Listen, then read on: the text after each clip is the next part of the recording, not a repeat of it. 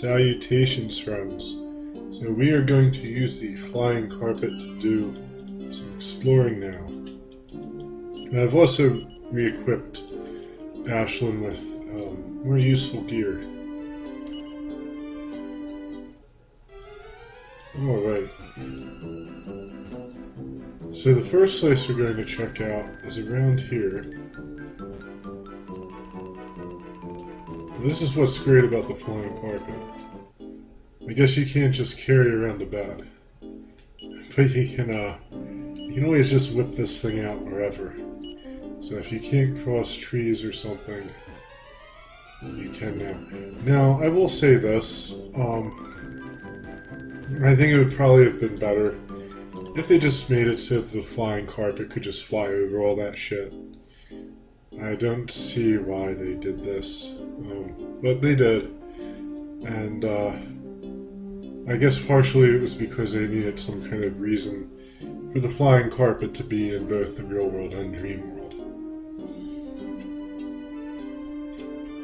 Now I will also say, this is just a technical matter, I copied a part of the walkthrough into Notepad, and I have my notepad up. I might be switching between this and the notepad just so I can kind of get an idea of where to go next, because we do have to explore a few locations, and I'm going to need to see where I need to go and all that.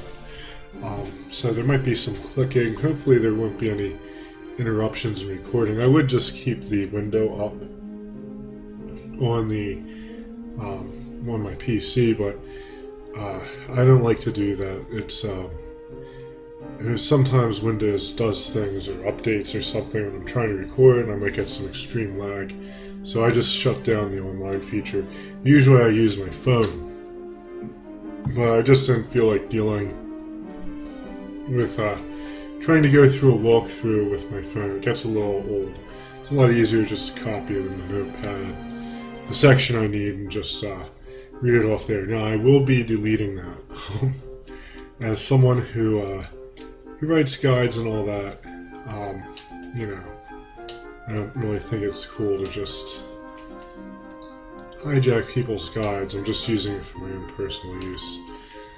Although it's probably kind of hypocritical of me, because I'm playing ROM.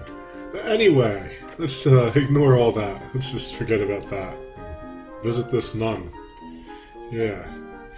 Okay, we look at the bookshelf. 1001 Jokester Adventures, just when you thought it was safe to read again. Why did the mermaid stop dieting? Oh my god. It's because she's already too thin. Oh my god. These jokes, guys. They really kind of bring a lot of spirit to this game. It gives it some pizzazz. They're just so bad, they're good. That one was truly terrible. I have uncovered the innermost workings of the world we live in, my child. It fills me with horror. Well, this nut is very well informed. But I lack the courage to share my revelation. That's why I live here in solitary tranquility. I never imagined someone would find me here. Did you come to learn the terrifying truth? Yeah, I love terrifying truth. You have? Oh, I was afraid this day would come. I can hide the truth no longer. Brace yourself, my child. The truth is, we were living in the world of dreams. It's unbelievable, I know. Once, Lord Zenith ruled over the dream world from Cloudscape Citadel, southwest of here. But even he was powerless against the mysterious force that sealed him away, castle and all. Oh, the horror! I fear that soon our entire world will fade away like a passing dream. Oh, well, interesting. Very informative for like a little hut out in the woods. I kind of wonder if they were kind of running out of time or something with this game, because of the way they're just kind of like, oh yeah, go here, talk to this person, get some story. It might just be Dragon Quest style. Even from the outset, it was very much based on exploration, just kind of going around talking to people. It didn't have that sort of grand narrative that some other RPGs have. So I think it might be more that. It's just how Dragon Quest games are, which is kind of cool. I will say that I think it is possible they were running out of time, but this is or was Enix's flagship series, and they were competing with Square in the RPG world, and they were actually really, Dragon Quest was actually more popular than Final Fantasy, I think, for a while. I could be wrong there, but it was either more popular or it was a heavyweight contender for the belt, or the crown of RPG King. But anyway, sadly that's all ancient history now. Well, we can't flying carpet when we're standing on top of the house. I have to say this, I think, as an RPG gamer, I think the world was better off when there was Square and Enix. Their rivalry really produced greatness, in my opinion. And it was sad when Square absorbed Enix, or they merged, or whatever. I don't know exactly what happened, but I would have to say maybe it was more of Square making a shitload of money off of Final Fantasy VII, and then I guess 8, as bad as it was, and 9, which I haven't played, and all that. But making a shit ton of money during that era, and saying, well, hey, you know what? Let's just buy our competitor. Not really a good thing, in my opinion. Competition is good. It's good for capitalism. It's good for the consumer. So, when that happened, at least in the Japanese world, in that sphere, there was no longer a great competition between Square and Enix. So, yeah. Anyway, let's move on. We talked to the Nun. We gotta go to the shrine. Southeast of Cloud's Gate Citadel. Well, this doesn't make any sense. Okay, because we don't know where Cloud's Gate Citadel is, fact right here. But hopefully he'll explain this. This white shrine is situated on the southeastern continent, where a bit of land juts out into the sea and is surrounded with woods. It's situated in the southern section of the eastern landmass. Okay. So, yeah, so there's a shrine in the southeast. So I guess that little bit of land that juts out over there is what we want. It says to sail there in the island, but hopefully we won't have to do that. You can always hope, right? As we fly over Pikachu's face.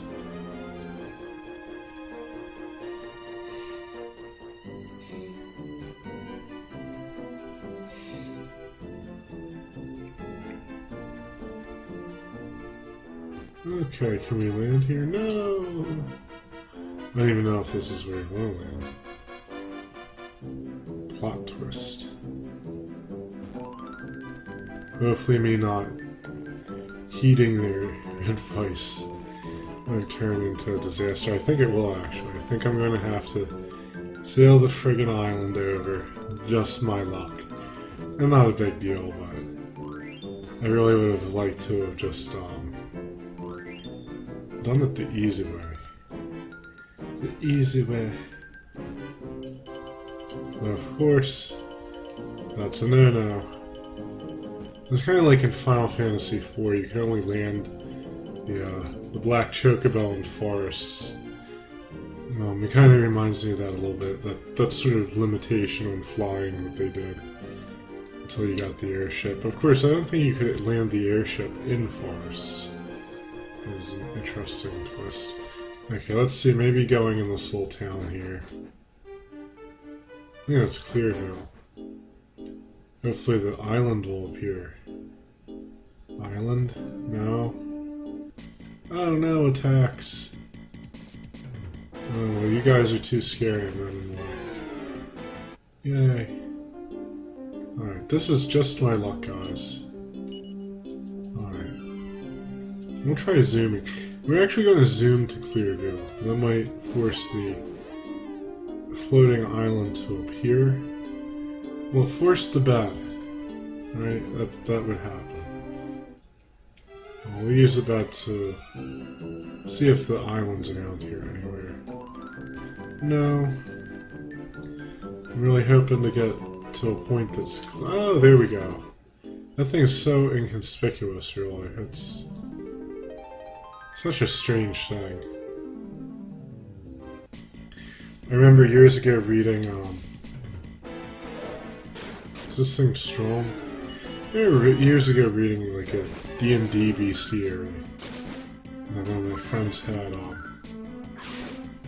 reading about, oh, Jimbobo is a professor, good, good. Reading about, like, there's this, enemy in the game that was like this giant turtle. And it was the size of a small island. And it had an insane amount of hit points. So I remember being kind of fascinated by that. So I can't fight, I'm a pacifist. Alright, there we go. Now hopefully there's some strong enemies here. Because I do want to start leveling up around here. These guys look like they might be strong. Too strong. Ooh. Of course they like to run away.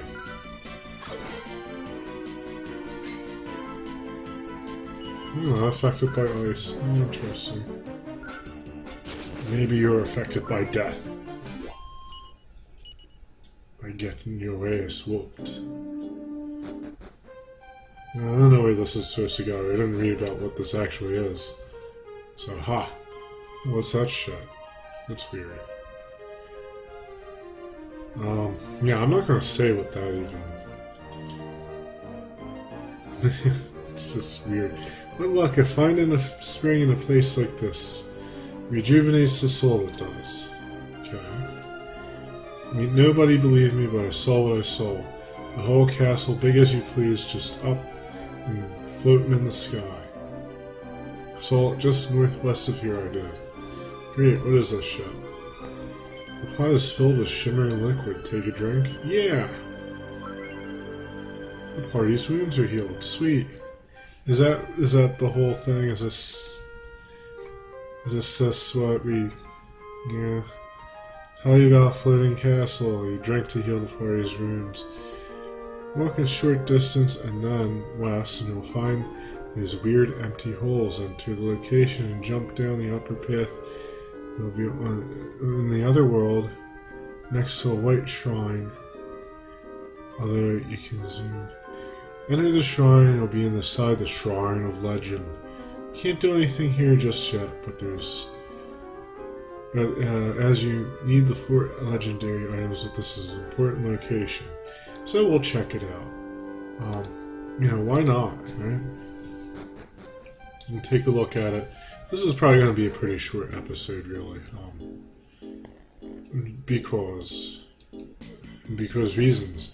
I want to find a good leveling area. And hopefully it won't be too difficult. If we're not busy getting surprise attacked. Oh, these are battering rams? Oh, please.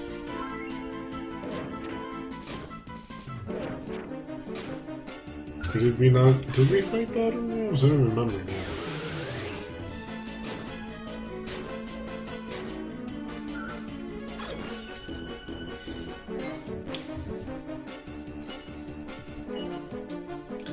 This game's, it's not super long.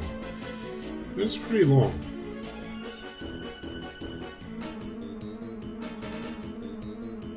Okay. We'll do the hustle. Dancers are really kind of very good. You can just dance and heal your party.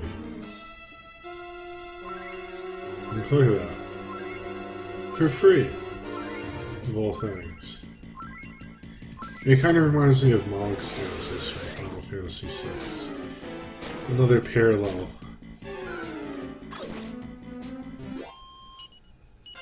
Okay, 600 experience. I guess these guys are 9 hit points, 1 cheek point. Really?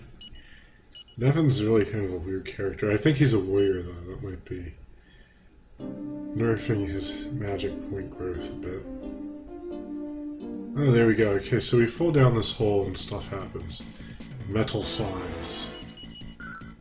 We should have tried to thwack these little suckers.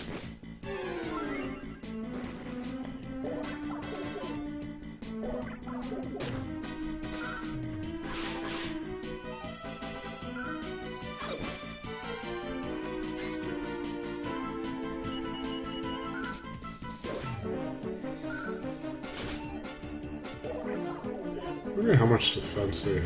It must be ridiculously high. And someone else levels up. 6 hit points. 2 magic points. I forget what she is. I think she's a priest. Millie levels up 10 hit points. 2 magic points. And attributes. Good job, Millie. Alright, I think we can just fall down here. Is there something around here, or is this just a hole? Yes, it's just a hole. I remember how strange this was when we first did it. Oh, well, here's the shrine. And this is the legendary shrine. What does that do? It does nothing. I don't think we can do anything with this yet.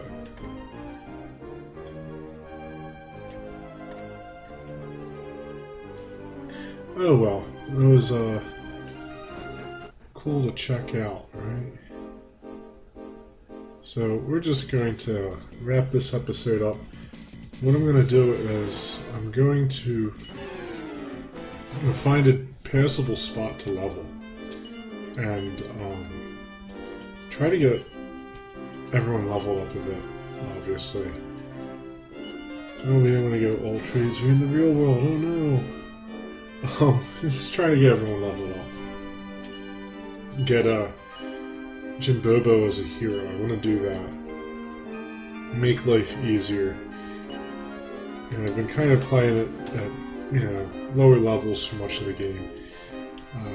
I think it's time I just kind of pushed ahead now with the classes and all that, because they're really coming up towards the end of the game. And we might as well give it a good send-off. So yeah, that's about it, guys. Thank you for watching. There will be more.